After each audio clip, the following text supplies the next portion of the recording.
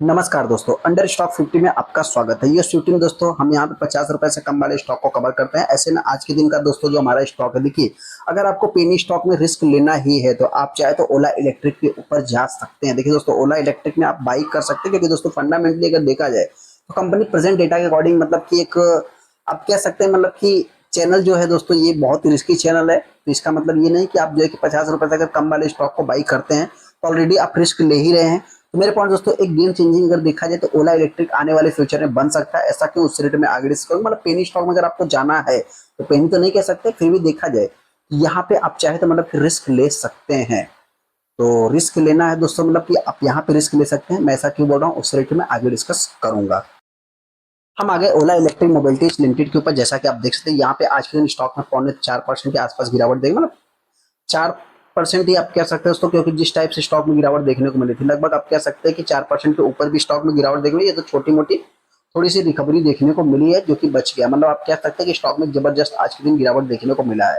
हालांकि दोस्तों इंपॉर्टेंट चीज, अगर आप 5 दिन के चार्ट को देखें 4.5% स्टॉक में गिरावट है, लेकिन इसको थोड़ा सा हायर लेवल से आप कैलकुलेट करेंगे तो ऑलमोस्ट आप कह सकते हैं कि 10% के आसपास कंपनी में गिरावट देखने को मिल चुका है। एक महीने के चार्ट को देखेंगे तो एक महीने में भी वही सेम है दोस्तों, लगभग 15% कंपनी गिर चुकी है। और 6 महीने के अगर आप चार्ट को देखिए, देखिए दोस्तों मैं ऐसा क्यों बोल रहा हूँ कि इस स्टॉक में आप रिस्क ले सकते हैं, क्योंकि दोस्तों देखा जाए तो स्टॉक में गिरावट तो होती है लेकिन जब तेजी आती है तो जबरदस्त तेजी देखने को मिलती है। मतलब आप कह सकते हैं कि ये स्टॉक 22 रुपए से सीधा जो कि 44-45, मतलब कि ये कंपनी ने पैसे को डबल भी कर दिया। इसको आप देख सकते हैं कि यहाँ पे अगर मैं थोड़ा सा आपको बताऊं तो आप कह सकते हैं कि लगभग स्टॉक की जर्नी आप देखते हैं लगभग पैसे को डबल कर दिया बहुत ही कम समय, मार्च से लेकर के जून के महीने, मतलब 3 महीने में आपके पैसे को डबल कर दिया। 2 महीना ही आप कह सकते हैं, अप्रैल मई जून तो स्टार्टिंग में देखने को मिल रहा है।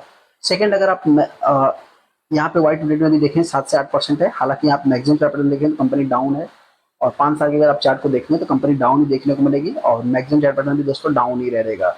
हालांकि बहुत सारे जो इस स्टॉक में फंसे फिर भी कंपनी 70% डाउन है, तो वेट लगा सकते हैं उसको, आप चाहे तो जा सकते हैं। इसके बारे में हमको कुछ भी बताने की जरूरत नहीं है।